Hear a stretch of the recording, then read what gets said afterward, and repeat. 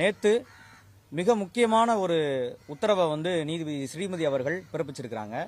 17ஆம் தேதிக்குள்ள ஒரு status report file பண்ண சொல்லியிருக்காங்க. எது சம்பந்தமா அப்படின்னா, அஜித்குமார் இந்த நகையை திருடினாரா இல்லையா, இது காவல் மரணமா இல்லையா, இதில் ஈடுபட்ட காவலர்கள் யார், இதில் ஈடுபட்ட இன்னும் இருக்கக்கூடிய உயர் அதிகாரிகள் யார் யார், முன்விரோதம் இருக்கிறா, இப்படி பல கேள்விகளை எழுப்பி சிபிஐ வழக்கறிஞர் பதில் பெற்றிருக்கிறாங்க. இதுவரைக்கும் சிபிஐ நாங்கள் ஸ்டேட்டஸ் ரிப்போர்ட் மூடி முத்திரையிட்ட கவரில் தான் கொடுத்துட்டு இருந்தாங்க. விக்டிம் ஃபேமிலிக்கு கூட அங்கே என்ன நடந்ததுன்னு தெரியாது. நாங்கள் நீதிமன்றத்தில் மனு தாக்கல் பண்ணி அந்த வழக்கு கோப்புகளை எடுத்த பின்னாடி தான் எங்களுக்கே என்ன நடக்குது அப்படின்ற விவரங்கள் எங்களுக்கு தெரியும். ஆனால் நேற்று சிபிஐ தரப்புல ஆஜரான வழக்கறிஞர்கள் அவர்கள் நீதிபதி முன்னிலையில் இதுவரையும் என்ன நடந்திருக்குது அப்படின்றத வாய்மொழியாக தாக்கல் பண்ணியிருக்கிறாங்க. எழுத்து மூலமா தாக்கல் பண்றதுக்கும் ஒரு கால அவகாசம் கொடுத்திருக்கிறாங்க. நாங்கள் இத்தனை நாள் காத்திருந்தது இந்த கொலை வழக்கில் தண்டனை கிடைக்கணுன்றது ஒரு விஷயம். இந்த கொலையை யார் யாரெல்லாம் பண்ணா, எதுக்காக பண்ணாங்க, ஈடுபட்ட உயர் அதிகாரிகள் யார் யாரு, இன்னும் மேல அதிகாரிகள் காவல்துறையை தவிர மற்ற அதிகாரிகள் யாரும் ஈடுபட்டிருக்கிறாங்களா அப்படின்றத விசாரிக்கிறது ஒரு விஷயம். இன்னொரு விஷயம், மிக மிக முக்கியமான விஷயம், இந்த பிரஸ் மீட்டு எதுக்காக அப்படின்னு கேட்டா, அஜித் ஒருவேளை திருடி இருப்பாரோ அப்படின்ற சந்தேகம் கூட இன்னும் நிறைய பேருக்கு இருந்திருக்கலாம். அதான் அஜித் திருடல அப்படின்றத சிபிஐயே விசாரிச்சு அவங்க குற்றப்பத்திரிகை ரெடி பண்ணியிருக்கிறதா, 90 பக்கம் அடங்கக்கூடிய ஒரு குற்றப்பத்திரிகை ரெடி பண்ணியிருக்கிறதாவும், அதை விரைவில் நீதிமன்றத்தில் தாக்கல் பண்ண இருக்கிறதாவும் நேற்று முறையான தகவலை சிபிஐ தரப்புல உயர்நீதிமன்றத்தில் தெரிவிச்சிருக்கிறாங்க. அதைத் தொடர்ந்து நீதிபதி ஸ்ரீமதி அவர்கள் குறிப்பான உத்தரவை பிறப்பிச்சிருக்கிறாங்க. ஏன் இந்த காவல்துறை இப்படி பண்ணணும், இவங்களுக்கு பாடம் புகட்டுவோம் அப்படின்ற உத்தரவு பிறப்பிச்சிருக்காங்க. இதன் காரணமா அஜித்குமாரோடைய குடும்பத்தினர் இப்பதான் மன நிம்மதியா ஆறுதல் அடைஞ்சிருக்காங்க. இதுவரைக்கும் மன நிம்மதியா ஆறுதல் சுத்தமா இல்ல. அவங்க 6 மாசமா கிட்டத்தட்ட அழுதுட்டு இருக்காங்க. இது போக இன்னொரு கோரிக்கையும் நாங்க சிபிஐ வைக்கணும். ஏற்கனவே உயர்நீதிமன்றம், மதுரை உயர்நீதிமன்ற 2 பேர் அடங்கிய அமர்வுல எஸ்எம்ஜே அவர்கள் அடங்கிய அமர்வுல இதன் மிக விரைவா இந்த தீர்ப்பை நடத்தி, இந்த வழக்கை நடத்தி தீர்ப்பு வழங்கணும் அப்படின்னு சொல்லி எக்ஸ்பீடியன்ட் சொல்லி உத்தரவு கொடுத்திருக்காங்க. ஆனா இப்போ 6-7 மாதம் ஆயிட்டு. இப்பதான் சப்ளிமெண்டரி சார்ஜ் ஷீட் ஃபைல் பண்ணி அது சிஜேஎம் கோர்ட்ல ரிட்டர்ன்ல இருக்குது, மறுபடியும் ரீப்ரசன்ட் பண்ணியிருக்காங்க. டிஎஸ்பி அதாவது இதுல 6 பேர் சேர்த்தது உங்களுக்கு நல்லா தெரியும். முதல்ல 5 பேரை சிபிஐ ரிமாண்ட் பண்ணாங்க. ஆனா 6வது ஆள் ராமச்சந்திரன் டிரைவர் அவர்களை ரிமாண்ட் பண்ணல, சம்மன் கொடுத்து தான் வர வச்சிருந்தாங்க சிஜேஎம் கோர்ட்ல. அடுத்து மாண்புமிகு நீதிபதி அவர்கள், 5வது நீதிபதி அவர்கள் தான், 5th ஏடிஜி அவர்கள் தான் அவங்கள கூப்பிட்டு சக்தீஸ்வரன் அப்படின்ற சாட்சி இந்த டிரைவர் அடிச்சிருக்கதா சொல்லியிருக்கிறாங்க, நீங்க ஏன் இவரை ரிமாண்ட் பண்ணல, இவர் கொலை குற்றத்துக்கான செக்ஷன் இவர் மேலே வரும் அப்படின்னு சொல்லி தானா முன் அவரை கூண்டுக்குள்ள உட்கார வச்சு இரு தரப்புலையும் வழக்கறிஞர்களை கேட்டு தானா உத்தரவு பிறப்பிச்சு ரிமாண்ட் பண்ணாங்க. அதுக்கப்புறம் டிஎஸ்பி சண்முக சுந்தரம், இன்ஸ்பெக்டர் ரமேஷ்குமார், அப்புறம் எஸ்ஐ, அப்புறம் ஒரு ஏட்டையா, 4 பேருக்குமான சார்ஜ் ஷீட் ஒன்று ஃபைல் பண்ணி இப்போ பெண்டிங்ல இருக்கு. இந்த நிலைமையில தான் நேற்று வந்த விசாரணையில் இதை சொல்லியிருக்கிறாங்க. இப்போ எங்களுக்கு முக்கியமான விஷயம், நிக்கிதா பொய் புகார் கொடுத்திருக்கிறாங்க, அஜித்குமார் திருடல அப்படின்ற விஷயம் இன்னைக்கு ஊரறிய உலகறிய இன்வெஸ்டிகேஷன் தரப்புல இருந்தே வந்திருக்குது. இதுவரை நாங்க சொல்லிட்டு இருந்தோம் அஜித்குமார் திருடல அப்படின்ட்டு. அஜித்குமார் திருடுனதுக்கான எந்தவித ஆதாரங்களும் கிடையாது. அப்படியே அஜித்குமார் திருடி இருந்தாலும் கூட அவங்க சட்டப்படி எஃப்ஐஆர் போட்டிருக்கணும், ரிமாண்ட் பண்ணியிருக்கணும், கஸ்டடியில் எடுத்து விசாரிச்சிருக்கலாம், சட்டப்பூர்வமா போயிருக்கலாம். ஆனா ஒரு நபரை சாத்தாங்குளன் சம்பவத்துக்கு பின்னாடி ஒரு ஸ்டேஷன்ல வச்சு ஒரு அப்பா மகனை அடிச்சு கொண்டு அந்த விசாரணை இவ்வளவு சீரியஸா கிட்டத்தட்ட 9-10 காவலர்கள் உள்ள இருக்கும் போதே ஸ்டேஷன்ல வெளியில கூட்டிட்டு போய் அடிக்கிற ட்ரெண்டை இவங்க உருவாக்கி ஸ்டேஷன்ல இருந்து வெளியில அழைச்சிட்டு போய் அடிச்சே கொண்டிருக்கிறாங்க. இதுல எப்படி நிக்கிதா கொடுத்த புகாரே பொய்யானுன்ற அடிப்படையில எப்படி இவ்வளவு சீரியஸான நடவடிக்கை எடுத்தாங்க? இதுதான் எங்களுடைய முதல் கேள்வி. இந்த கேள்விக்கு எங்களுக்கு இன்னும் விடை தெரியல.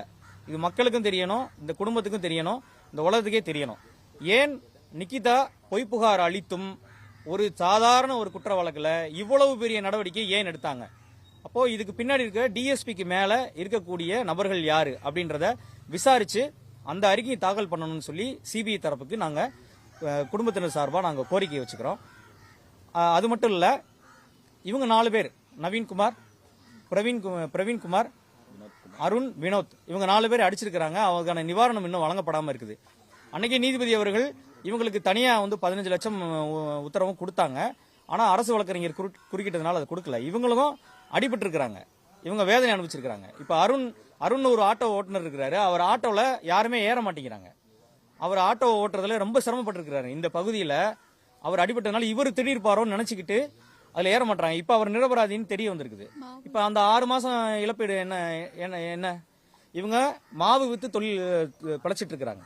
இவங்களுக்கு வருமானமே மாவு விற்கிறது மட்டும்தான். இவர் வந்து ஒரு தனியார் கம்பெனியில் வேலை பார்த்துட்டு இருந்தாரு. இப்போ இந்த மாவு விற்கிற தொழில அடிபட்டு போச்சு. யாரும் வாங்க வரமாட்டேங்கிறாங்க. அஜித்குமார் திடீர்ப்பாரோ அப்படின்னு நினைச்சு இந்த இழப்பீடு எங்க போய் இவங்களோட இழப்பீடு கேட்கறது? காது சவ்வு ஒருத்தர் பிரவீன்றவருக்கு காது சவ்வு கிழிஞ்சிருக்குது. ஆபரேஷன் பண்ற நிலைமையில இருந்தாரு. அவரு வந்து ஓபி பார்த்துட்டு இப்போ ட்ரீட்மெண்ட் எடுத்துட்டு இருக்காரு. இன்ன வரைக்கும் வந்து அவர் காதுக்கு பிரச்சனை இருக்கு.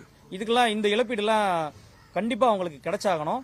மரியாதை கிடைச்சாகணும். யாரெல்லாம் வந்து திருட நினைச்சாங்களோ அஜித்குமார் திருடப்படலை அப்படின்றதுதான் ஒரு சாவுக்கு பின்னாடியும் அவங்களுக்கான மரியாதை வழங்கப்படணும். ஒருத்தர் இறந்தாலும் கூட அவர் இறந்ததுக்கு பின்னாடியும் கூட அவர் திருடலை அப்படின்ற மரியாதை, அவர் நேர்மையானவர் அப்படின்ற மரியாதை அவருக்கு கொடுக்கப்படணும் அப்படின்றதுக்காகவும் நாங்கள் கேட்டுக்கிறோம்.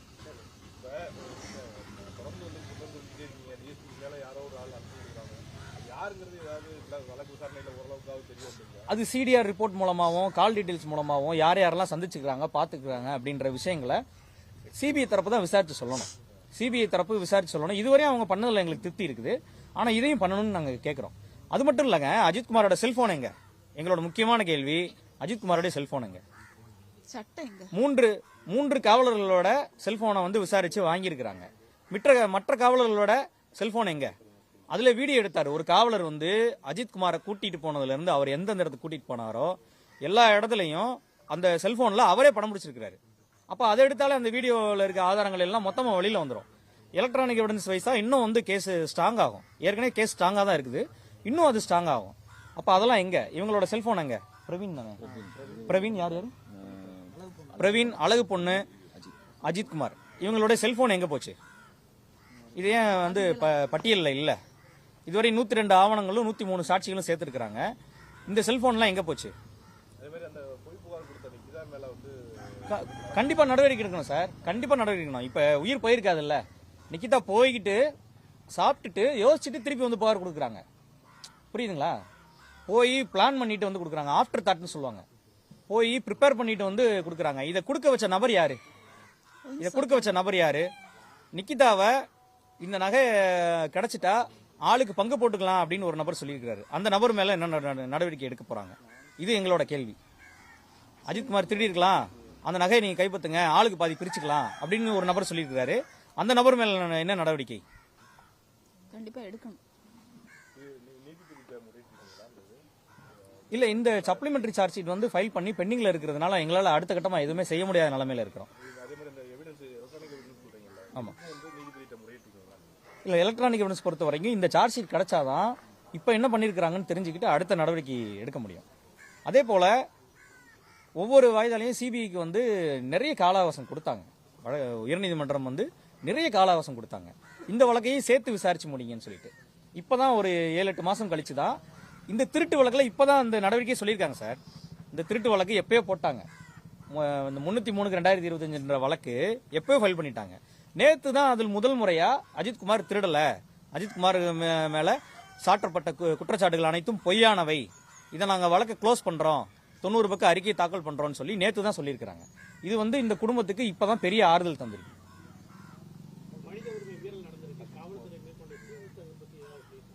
கண்டிப்பா சீர்திருத்தம் பத்தி இன்னும் சொல்லல, நம்ம அதை பேசணும் சார். சார், இந்த கொலை வந்து நம்ம நாட்டில் ஜனநாயகம், சட்டம் அப்படின்ற விழிப்புணர்வு மக்களுக்கும் காவல்துறைக்கு இருந்திருந்தால் இந்த கொலை நடந்திருக்காது.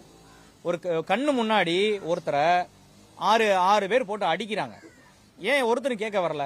இந்த பகுதியில் ஏன் கேட்க வரல அப்படின்னா, சிவகங்கை, கிருஷ்ணகிரி இது போன்ற பின்தங்கிய மாவட்டங்கள்ல சட்டம் சார்ந்த அறிவே மிக குறைவா இருக்குது பொதுமக்களுக்கு. அடிக்க கூடாது. ஒரு நபர் கைது பண்ணா, ஒரு போலீஸ் வந்து ஒரு நபரை கைது பண்ணா, அவர் கைது ஆக மறுக்கிறார் அப்படின்னா அதுக்கு உண்டான போர்ஸை மட்டும்தான் பயன்படுத்தணும். அப்பயும் அதுக்கு உண்டான போர்ஸை மட்டும்தான் பயன்படுத்தினே தவிர அடிக்க கூடாது. அடிச்சு விசாரணைக்கிறது எங்கேயுமே இல்ல. நாங்க பொதுவா சீனியர் பாப்பா மோகன் சார் சொல்ற மாதிரி காவல்துறையில எல்என்டோ தனியா பிரிக்கணும், விசாரணை முகமைகளை தனியா பிரிக்கணும். இன்வெஸ்டிகேஷன் ஏஜென்சிக்கு தனிய பவர், எல்என்டோவுக்கு தனிப்பவர் கொடுத்தாதான். ஏன்னா காவல்துறைக்கு பிரச்சனை, ஒரு சில அழுத்தங்கள் இருக்குது. அவங்களே எல்லா வேலையும் பார்க்க வேண்டி இருக்குது. வந்தபஸ்து போய் கொடுக்கணும், போய் கோர்ட்டுக்கும் போய் சாட்சியை கூட்டிட்டு போகணும், வழக்கையும் பதிவு பண்ணணும், விசாரிக்கவும் செய்யணும். இதுல மேலதிகாரில இருந்து அழுத்தம் வேற வருது. உதாரணத்துக்கு அன்னைக்கு வந்து நிக்கிதா வந்து பேட்டி கொடுத்துக்கிட்டு இருந்தப்போ காவல் நிலைய வாசல்லே வச்சு பேட்டி கொடுத்துருக்காங்க. அவரோட இன்னொரு நபர் வந்து கூட போயிருக்கிறார். நீங்க பேட்டி கொடுங்க, இந்த மாதிரி வந்து சொல்லுங்கன்னு சொல்லி கூட இருந்து தவறா சொல்லி கொடுத்துருக்காங்க. நிக்கிதாவும் எனக்கு அவங்கள தெரியும் இவங்கள தெரியும் சொல்லியிருக்காங்க. அது சாட்சியை சொல்லியிருக்காங்க. மாண்புமிகு 4வது கூடுதல் மாவட்ட நீதிமன்ற நீதிபதி அவர்கள் இங்கே வந்து விசாரணை அதிகாரியா உயர்நீதிமன்ற உத்தரவு அடிப்படையில் விசாரிக்கும் போது, திருப்புவனம் அரசு பங்களால வச்சு விசாரிக்கும் போது சாட்சிகள் அதை பத்தி தெளிவா சொல்லியிருக்காங்க.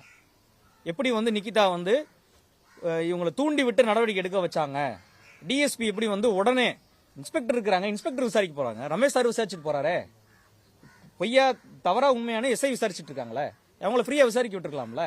நீங்க எதுக்கு டிஎஸ்பி வந்து போன் பண்ணி நீங்க போய் தனிப்படையை போய் அங்க விசாரிங்க அப்படின்னு சொல்லி சொல்றாங்க?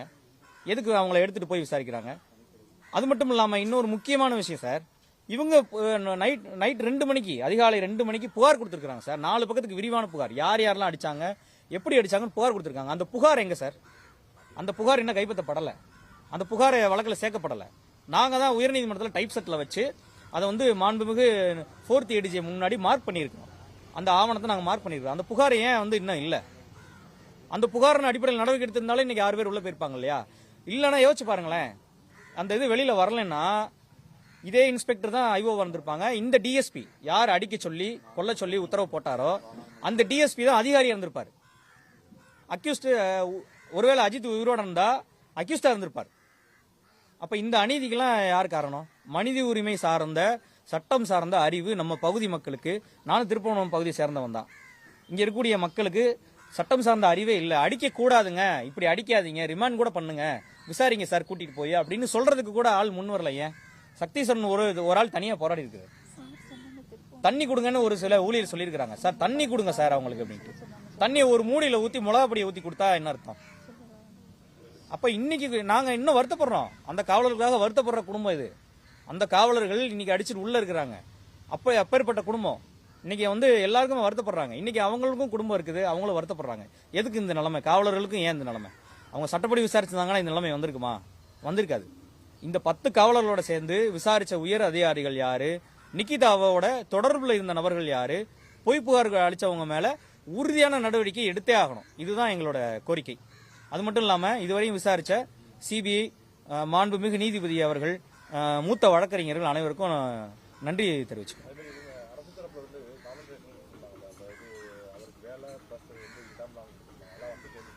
இல்ல இடம் வந்துருச்சு, அந்த இடத்த வந்துட்டாங்க. அந்த இடத்த பயன்படுத்த முடியாத நிலைமைக்கு இருக்குது. இவங்களுக்கு சாட்சிகளுக்கு வந்து 6 பேருக்கு வந்து விட்னஸ் ப்ரொடெக்ஷன் ஆக்ட்ல கொடுத்திருக்காங்க. வழக்கறிஞர் கார்த்திக் ராஜா உட்பட எல்லாருக்கும் வந்து சாட்சிகள் பாதுகாப்பு சட்டத்துல நாங்க வந்து மாண்புமிகு பிடிஜே சிவகங்கை அவர்கள்ட்ட அப்ளை பண்ணி அந்த அடிப்படையில் இப்ப சாட்சிகள் வந்து பாதுகாப்புக்கு இருக்கிறாங்க. அதனால அதுல உத்தரவை சொல்லியிருக்காங்க, நேருக்கு நேரம் சந்திச்சுக்க கூடாது அப்படின்ட்டு. இந்த நிலைமையில எப்படி சார் அந்த இடத்துக்கு போயிட்டு வர முடியும்? அது வந்து தனியா இருக்குது, யாருமே இல்லாத ஒரு காடு. அந்த நிலைமைக்கு போறோம் இல்ல. வேலைகள் வந்து நாங்க வந்து அருகில மடப்புறம் கேட்டிருந்தோம். அமைச்சர் பெரியகருப்பன் அவர்களும் நேரில் வந்து சந்திச்சு இவருக்கு இங்கே லோக்கல்லையே வந்து வேலை வாங்கி தரதா உறுதி அளிச்சிருந்தாங்க, பேட்டியும் கொடுத்திருந்தாங்க. ஆனா அது கிடைக்காத நிலைமையில வேற வழி இல்லாம இப்ப மதுரைக்கு வந்து தனியா போயிட்டு வந்துட்டு இருக்காரு. இப்ப அம்மா மட்டும் ஒரே ஆளா வீட்டுல இருக்கிறாங்க. மதுரை ஆவின் நிலையத்துல இப்ப பணிக்கு போயிட்டு வந்துட்டு இருக்காரு. பகல் ஷிப்டுக்கு போயிட்டு வந்துட்டு இருக்காரு. தனியா தான் இருக்கிறாங்க. காவலர்கள் வந்து இப்போ காவலில் இருக்கிறாங்க. சாட்சி சொல்ல வரும்போது இவங்க கூட்டிட்டு வரணும். இன்னொரு முக்கியமான விஷயம் என்னன்னா, சாட்சிகள் பாதுகாப்பு சட்டங்களை உத்தரவு பிறப்பிச்சிருக்காங்க. இந்த நிலைமையில பெயில் வந்து எல்லா இது வரைக்கும் ராஜா, சங்கர் மணிகண்டன், பிரபு, கண்ணன், எல்லா ஆனந்த், டிஎஸ்பி உட்பட எல்லாரும் போட்ட மனு வந்து கிட்டத்தட்ட தள்ளுபடி பண்ணப்பட்டிருக்கு. உயர்நீதிமன்றத்திலையும் அதை உறுதி செஞ்சு தள்ளுபடி பண்ணிருக்காங்க. அதுல காரணம் வந்து மிக தெளிவா சொல்லியிருக்காங்க. இவங்க வந்து மிக மிக சட்ட அறிவு குறைவான, ஏழைப்பட்ட, தெரியாத ஒரு மக்கள், இவங்களை வெளியில விட்டா இவங்க சாட்சிகளை தெளிவா கலைச்சிருவாங்க அப்படின்னு சொல்லி தான் நீதிபதி அவர்கள் உத்தரவு போட்டு இவங்க நீண்ட நாட்கள் சிறையில் இருந்தாலும் இவங்களை வெளியில விடக்கூடாதுன்னு சொல்லி உத்தரவு போட்டிருக்காங்க. அதை தொடர்ச்சியா நாங்க கோரிக்கை வைக்கிறோம். நாங்க எங்க தரப்புலையும் மாலதி அம்மா தரப்புல அப்ஜெக்ஷன் ஃபைல் பண்ணிருக்கிறோம். இவங்க கண்டிப்பா வெளியில வந்துட்டாங்கன்னா இந்த வழக்கு கிடையாது சார். இவங்க பெயில்ல வந்தாங்கன்னா இந்த வழக்கு கிடையாது. கண்டிப்பா மாத்திடுவாங்க. உறவினர்கள் மூலமாவோ, அவங்களோட சொந்தக்காரங்க மூலமாவோ, அல்லது வந்து ஒரு சங்கங்கள் மூலமாவோ, பேர் சொல்ல வரும்ல, அந்த சங்கங்கள் மூலமாவோ பேசி இவங்க மாத்துறதுக்கு நிறைய முயற்சி பண்ணாங்க. ஆனா இவங்க உறுதியா இருந்ததுனால அவங்க தோத்து போயிட்டாங்க. அந்த முயற்சி அவங்க இன்னும் எடுக்கக்கூடாது. அப்படின்னா அவங்க பிணையில வரக்கூடாது அப்படின்றதுல நாங்க உறுதியா இருக்கோம். நாங்க தொடர்ச்சியா எங்களோட தரப்பு அப்ஜெக்ஷனை உறுதியா எடுத்து வைப்போம். இல்ல நேரடியா வந்து இது வரைக்கும் இல்ல. ஏன் அப்படின்னா நாங்க சாட்சிகள் பாதுகாப்பு சட்டத்துல போலீஸ் வந்து உத்தரவு வாங்கியிருக்கிறோம். போலீசார் வந்து கூட இருக்கிறாங்க, பாதுகாப்புக்கு ஆள் இருக்கிறாங்க. ஒருவேளை ஆள் இல்லைன்னா கண்டிப்பா வந்து நேரடியா வந்து அப்ரோச் பண்ணிருப்பாங்க. அவங்க உறவினர்கள் மூலமாகவும் குடும்பத்தினர் மூலமாகவும் சென்டிமெண்டாகவும் கூட அப்ரோச் பண்ணாங்க. ஆனா அதெல்லாம் வேண்டான்னு சொல்லி மறுத்துட்டு இந்த பணமோ இந்த ஏதோ முக்கியம் கிடையாது, அஜித்குமார் கொலைக்கு நீதி கிடைக்கணும், அஜித்குமார் திருடன் அல்ல அப்படின்றது இந்த உலகத்துக்கே தெரியணும், நிகிதா மேலையும் உயர் அதிகாரிகள் மேலையும் சம்பந்தப்பட்டவங்க மேலையும் நடவடிக்கை எடுக்கணும். இதுக்காக தான் நாங்க இவ்வளவு தூரம் நாங்க சட்ட ரீதியான போராட்டங்களை முன்னெடுத்தோம். அது மட்டும் இல்லாம இந்த பகுதி மக்கள் அன்னைக்கு போராடி இந்த விஷயத்தை வெளியில கொண்டு வந்தாங்க சார். இதுக்கு முன்னாடி சொல்றாங்க சார், இந்த பகுதியில 6 பேரை இதே மாதிரி அடிச்சு கொண்டதா ஒரு தகவல் சொல்றாங்க. ஒரு எஸ்ஐ கூட இறந்திருக்கதா கூட சொல்றாங்க. அந்த வழக்கெல்லாம் மூடிட்டாங்க, அந்த வழக்கில் வந்து நடவடிக்கை எடுக்கல. அந்த 6 பேரை காப்பாத்திருந்து அஜித்குமார் செத்திருக்க மாட்டாருன்னு இந்த பகுதி மக்கள் சொல்றாங்க. ஆனா பயப்படுறாங்க, வெளியில வந்து சொல்றதுக்கு, சாட்சி சொல்றதுக்கு பயப்படுறாங்க. இப்பவுமே வந்து அஜித்குமார் குடும்பத்தோட இந்த பகுதி மக்கள் பேசுறதுக்கும் பழகுறதுக்கும் பயப்படுறாங்க. மாவு வாங்குறது கூட ஒரு பயம், அச்ச உணர்வு இருக்குது. இந்த வழக்கில் வந்து சாட்சியை சேர்த்துருவாங்களோ, நம்ம கோர்ட்டுக்கு போகணுமா, காவலர்களுக்கு எதிராக நம்ம சாட்சி சொன்னா இந்த ஊர்ல நம்ம வாழ முடியுமா அப்படின்ற எண்ணம் வந்து இந்த பகுதி மக்களுக்கு நிறையவே இருக்குது. அதெல்லாம் உடைச்சு மக்கள் வந்து தைரியமா முன் வரணும். எல்லாரும் வந்து சகஜமா வந்து மீண்டும் இந்த குடும்பத்தோட பழகணும்னு சொல்லி நான் பொதுமக்களுக்கும் கோரிக்கை வச்சுக்கிறேன்.